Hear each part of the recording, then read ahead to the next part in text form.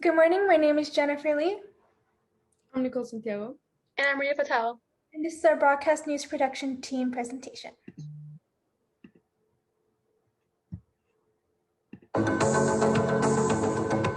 On today's news, we interview a local business owner on how he's maintaining his business during the pandemic, as well as Isaiah and Eva on how they started their own donations to help out the community. Stay tuned to find out more.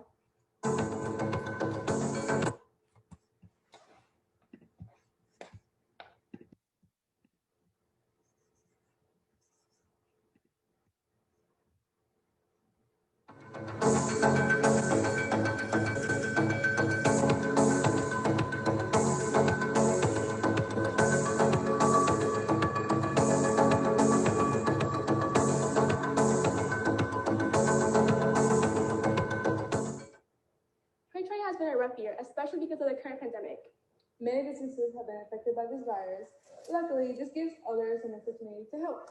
We had the opportunity to speak to business owner Oscar Costa, BPA professional, Isaiah Tanello, and Eva Sharma on the donation project and her REACH project. Good morning, I'm Nicole Santiago. And I'm Maria Patel. Keep watching to find out more. And you're watching Coyote News. Businesses have been struggling to adjust the new restrictions regarding COVID-19. First up, we have our field reporter Jennifer Lee interviewing local car wash owner Oscar Acosta. The pandemic caused Costa to have to think of new ways of developing sales and expanding his business. This led way to a new learning experience. What struggles did you face at the beginning of the lockdown? So at the beginning of the lockdown, we had to figure out what rules and regulations or restrictions applied to each one of the businesses that we manage, and figuring out how to implement these changes in order to comply with the rules.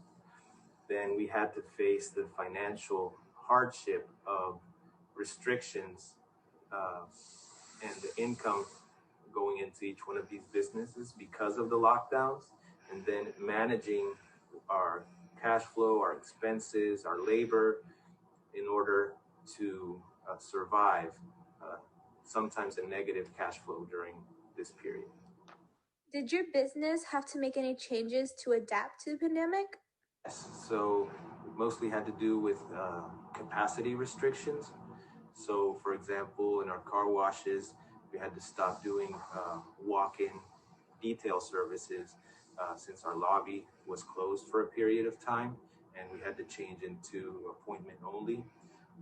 Did you ever have to face the probability of closing the store because of the pandemic? Yes, so as I mentioned, two of our businesses did actually have to close directly per the local regulations. They're now back open, thankfully, but other than that, we were able to take the steps and manage everything in order to keep everything going. Our BPA members have been working hard to try to help out the community in these tough times. Let's follow up with Jennifer Lee interviewing two of our BPA volunteers. Thank you, Nicole. I'm here live at Isaiah Tanello's house, and I am going to interview him on his idea for this donation drive. Welcome. Hi, Isaiah. Hi. So I already know that this is your first year in BPA, right? But what gave you this idea to do this donation drive? So I got this idea basically just from watching the news, the local news, and I saw a lot of people doing a lot of community outreach for the community, and I was inspired to do the same thing. Really? Okay, that sounds cool. Mm-hmm. So what was the purpose of this drive, really? The purpose of this drive was to really help families of low-income status have resources to fight against COVID-19. Do you have a goal for this? The goal in mind was to raise enough funds to help a lot of families here in our school district, and I was actually pretty happy that it happened. Right. Okay. Thank you so much. Yeah, thank you so much. Wow, that was an amazing way that we could try and help out the community. Remember, guys, just a little donation can go a long way. Let's go next to Eva. Hi, Eva. Hi, Jennifer. It's so nice of you to join us today. Thank you for having me. So I have a few questions for you. What is REACH really all about? Project REACH stands for Reach and Extend Apprehension to Countries About Health, and it was a project I started back in my freshman year of high school as a part of my Gold Award. Wow, that is so cool. So what is your future goal for this project? So the ultimate aim of Project REACH is to spread healthcare knowledge and basic hygiene tactics to students in rural regions who don't have the knowledge or the opportunities that we have to embrace those tactics and those techniques. So is there any way that we could help you out for this project? any donations to the GoFundMe will help tremendously to the cause that I'm aiming for. Thank you, Jennifer. No doubt COVID-19 has changed everyone's lives worldwide. However, there are ways we can help to get back to the community, just like Isaiah and Eva. In these hard times, it's best for us to help each other and get back to the community. Stay safe and don't forget to wear your mask. That's all today for Coyote News. Thank you for watching.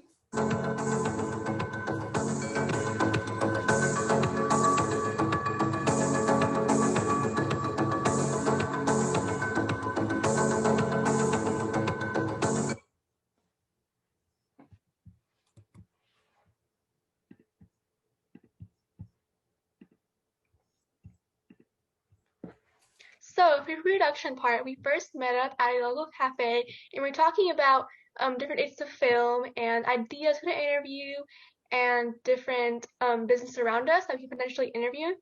After that, we contacted BPA members about how they helped the community themselves this year in these rough times to get back to the community. And we found a lot of helpful workers in our BPA class. After that, we contacted a local business owner. At this point, we decided to contact a car wash owner. This individual was able to give us the best interview that we just saw in the video. He was able to answer all of our questions and suggestions about what was going on during the pandemic and how he was able to solve all these hard situations and problems while the pandemic was going on. We were able to also learn from him from different things he had to go through, and we were able to just get it all done with him. After that, we made a script so we knew exactly what to say and we wouldn't mess up, and we had a reading to follow so we wouldn't stutter or mess up our words, and it was really helpful so we knew exactly what to say. So on our day of production, we decided to come with our team name, and our team name comes after our school mascot, which is Coyote, which we came out with Coyote News. We had then set up our area for filming. We had to make sure that there wouldn't be any distracting noises or anything that could get in the way of filming or distracting us. We then used a TV for a green screen. Because of the current pandemic, we didn't have the proper resources that we would need, like a physical green screen. We couldn't go to school to grab one.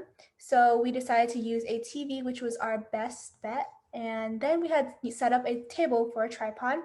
We used a stack of books to level out the tripod to make everything leveled out, and it would be in the interview and they were ice leveled. And then we had started our film production.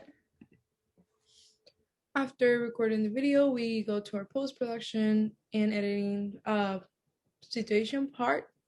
We decided to use iMovie to cut the videos and audios and to be able to match them.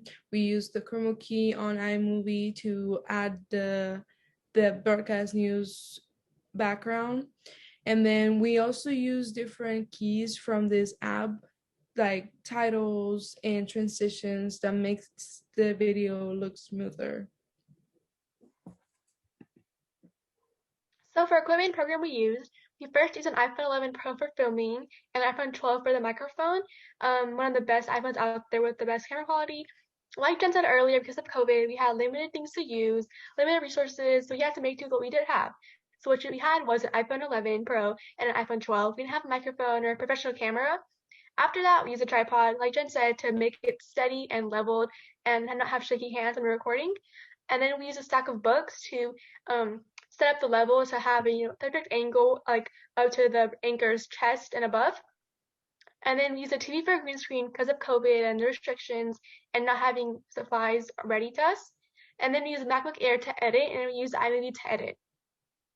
Overall, I think my team did very well in adapting to our environment, even though we had some circumstances where we couldn't have physical things that could easily make the video better quality, a better audio, anything like that. We were able to adapt to our surroundings, like using a TV and using a stack of books to make it eye level to the anchors. In this video, my job was a reporter, a videographer, and a writer. My roles were anchor, videographer, editor, and writer. And my roles were anchor, videographer, and writer as well. Overall, I believe our team roles were pretty well distributed, but However, at the end, we decide to always help each other. So on every single decision, as of pictures to be added on the PowerPoints or the video itself, audios to be edited, the way our intro was being done and outro and the credits, everything that was in the video, uh, all the opinions about it was given by all of the members of our team. So I believe we did a pretty good teamwork, to be exact. And I believe everyone pretty much participated and was able to receive and give feedbacks.